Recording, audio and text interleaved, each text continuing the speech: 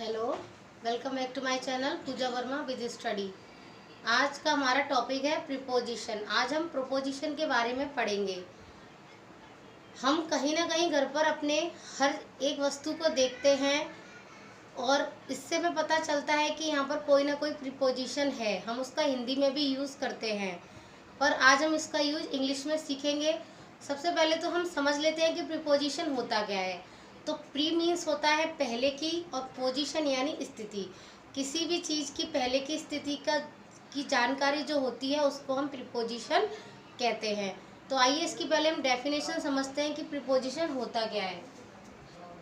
Preposition show the relationship between noun और pronoun and other word in a sentence. किसी भी वाक्य में संज्ञा और सर्वनाम या दूसरे वाक्यों की जो आपस में जिसका संबंध जो बताया जाता है वो क्या कहलाता है? प्रीपोजिशन कहलाता है।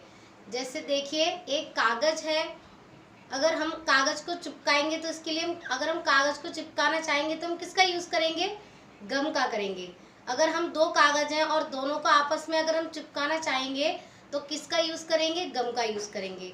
अगर मान लीजिए कोई भी चीज़ डेकोरेट कर रहे हैं पेपर पर, तो उसको भी हमें पेस्ट करने के लिए किसकी ज़रूरत पड़ेगी? गम की ज़रूरत पड़ेगी। तो पेपर, मान लीजिए एक पेपर है और उस पर हम ग्लिटर शीट चिपका रहे हैं, तो उन दोनों को चिपकाने के लिए हमें किस चीज़ की ज़रूरत पड़ी? हमको वहाँ पर पड़ी ग्लू की ज़रूरत। तो जो वो ग्लू है वो क्या है, किसका काम कर रहा है? वो काम कर रहा है प्रीपोजिशन का। तो इसी तरीके से हम समझते हैं कि प्रीपोजिशन क्या होते हैं। तो देखिए, फर्स्ट सेंटेंस है हमारा ऑन। तो ऑन का यूज़ करते हैं हम। मान लीजिए कोई सेंटेंस है, the book on the table. तो देखिए, जैसे मान लीजिए सपोज करिए ये टेबल है और मान लीजिए इस पर ये बुक रखी हुई है। तो देखिए, ये जो बुक है ये किस पर है? टेबल पर है, और टेबल को टच कर रही है। मतलब जो टेबल का सरफेस है, मतलब जो सरफेस होता है उसको टच करती हुई अगर कोई चीज़ है तो वहाँ पर ऑन का यूज़ होगा। तो यहाँ देखिए, अभी हमने बताया था ये बुक है और ये टेबल है। इन दोनों के बीच में जो संबंध बता रहा है वो क्या है? ऑन। तो प्रीपोजिशन क्या है? ऑन। तो मतलब ऑन का यूज़ होता है जब कोई एक वस्तु दूसरी चीज़ के ऊपर रखी हुई है और उसके सरफेस को यानी उसकी सतह को टच कर रही है, तो वहाँ पर ऑन का यूज़ होता है, ऑन प्रीपोजिशन का। नेक्स्ट है इन। तो देखिए, इनका यूज़ है the ball in the box. यहाँ पर देखिए, एक बॉल है, ये मान लीजिए ये बॉक्स है, और ये जो बॉल है ये इस बॉक्स के अंदर रखी हुई है। ये बॉल इस बॉक्स के अंदर रखी हुई है। तो यहाँ बॉल और बॉक्स के बीच में जो संबंध बता रहा है वो इन है, इन। तो यहाँ पर प्रीपोजिशन इन है। तो सीधी सरल भाषा में जानते हैं कि अगर कोई भी चीज़ किसी चीज़ के अंदर है तो वहाँ पर हमको इन प्रीपोजिशन का यूज़ करना है। नेक्स्ट है हमारा अंडर। तो यहाँ पर है the cat under the chair.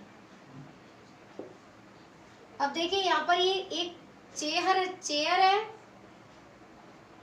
और यहाँ पर ये एक कैट है। तो देखिए, ये जो कैट है वो चेयर के नीचे बैठी हुई है ना? तो अंडर यानी कि उसके अंडर है। तो यहाँ पर कैट और चेयर के बीच में कौन संबंध बता रहा है? अंडर। तो यहाँ पर प्रीपोजिशन आएगा अंडर। तो यानी कि अगर कोई भी चीज़ किसी चीज़ के नीचे रखी हुई होती है तो वहाँ पर अंडर प्रीपोजिशन का यूज़ होता है। नेक्स्ट है अबव। द फैन अबव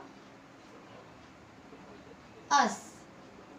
तो पंखा हमारे ऊपर है, पंखा हमारे ऊपर है। अब देखिए, अबव है, पंखा हमारे ऊपर है, परंतु वो क्या हो रहा है? हमारी जो हमें टच नहीं कर रहा है, वो हमारे ऊपर लटका हुआ है।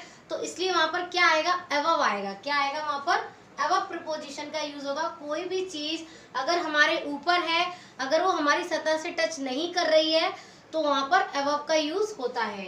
नेक्स्ट है ओवर। द ब्रिज,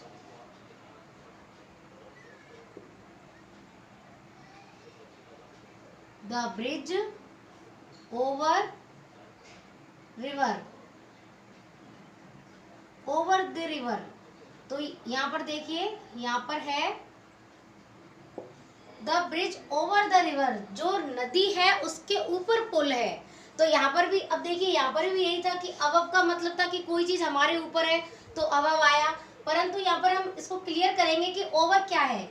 ओवर भी इसी के लिए लगेगा कि अगर कोई चीज हमारे ऊपर है, परंतु ओवर तब लगेगा कि जब ओवर का यूज वहां होता है जब कोई चीज दोनों तरफ की सतह को, दोनों तरफ के एरिया को घेरे हुए होती है। जैसे मान लीजिए ये नदी है और नदी पर ये ब्रिज बना हुआ है, तो इस साइड को और इस साइड को, दोनों साइड को इसने क्या कर रखा है, ब्रिज ने घेर रखा है। तो जब कोई चीज किसी दोनों तरफ की जगह को घेर कर रखती है तो वहां पर ओवर का यूज होता है। अब देखिए जैसे पंखा है, अगर ये रूम है और यहाँ रूम में हम नीचे बैठे हैं और ये ऊपर फैन है, तो ये क्या है, ये हमको घेर नहीं रहा है। परंतु देखिए यहाँ पर ये नदी है और नदी के ऊपर ब्रिज बना हुआ है, तो इस साइड से भी, इस किनारे को भी और इस किनारे को भी उसने क्या कर रखा है, घेर रखा है। ऐसे ही एक और एग्जांपल लेते हैं। देखिए जैसे ये रूम है, मान लीजिए ये रूम की दीवारें हैं और ये क्या है, छत है। तो छत ने इन दोनों सतह को, इन दोनों को क्या कर रखा है, इन साइड को क्या कर रखा है, घेर रखा है। तो इसलिए यहाँ पर किसका यूज होगा, ओवर का यूज होगा। तो ये फर्क समझिए अबव का और ओवर का। जब अबव का यूज होता है तो वो चीज हमारे ऊपर होती है, परंतु उसने दोनों साइडों को घेरा हुआ नहीं होता है। पर जो ओवर होता है, ओवर का यूज वहां होता है जब कोई भी चीज है और दोनों साइड उसकी घेर रखी हो, तो वहां पर ओवर का यूज होता है। अब देखिए बिटवीन, तो यहाँ पर आएगा द बॉल बिटवीन बॉक्स। यहाँ पर देखिए, यहाँ पर ये दो बॉक्स बने हुए हैं और इनके बीच में ये बॉल है। तो बिटवीन का यूज हमेशा बीच के लिए आता है। ये दो बॉक्स हैं और अगर कोई भी दो वस्तुओं के बीच में कोई एक वस्तु रखी है तो वहां पर हम बिटवीन का यूज करेंगे। अब है बिहाइंड, तो बिहाइंड का मीन्स होता है पीछे, बिहाइंड के लिए आएगा पीछे। तो देखिए द बॉय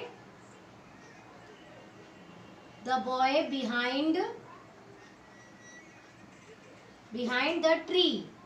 तो देखिए यहाँ पर है कि लड़का पेड़ के पीछे खड़ा हुआ है, लड़का पेड़ के पीछे है। कोई भी चीज सही, अगर मान लीजिए देखिए यहाँ पर बॉक्स है और अगर ये बॉक्स के आधी बॉल जो है वो बॉक्स के पीछे है, तो यहाँ पर भी क्या आएगा, बिहाइंड आएगा। एक चीज किसी दूसरी चीज के पीछे है तो वहां पर हम बिहाइंड का यूज कर सकते हैं। अब देखिए फ्रंट, फ्रंट का है सामने। तो देखिए देखिए a tree front my home, पेड़ मेरे घर के सामने है। तो कोई चीज अगर किसी चीज के सामने होती है, कोई भी चीज अगर किसी चीज के सामने होती है तो वो क्या कहलाता है, फ्रंट कहलाता है। एक वस्तु जब दूसरी वस्तु के सामने रखी होती है तो वहां पर हम फ्रंट का यूज कर सकते हैं। वहां कर सकते हैं, क्या करते ही हैं। अगर एक चीज एक दूसरी चीज के सामने है तो वहां पर फ्रंट का यूज होगा। तो ये थी हमारी प्रीपोजिशन। इसको हम और भी एग्जाम्पल से समझ सकते हैं। अगर आपको हमारी वीडियो पसंद आए तो प्लीज़ इसको लाइक करिए, शेयर करिए और कमेंट करके बताइए कि आपको वीडियो कैसी लगी।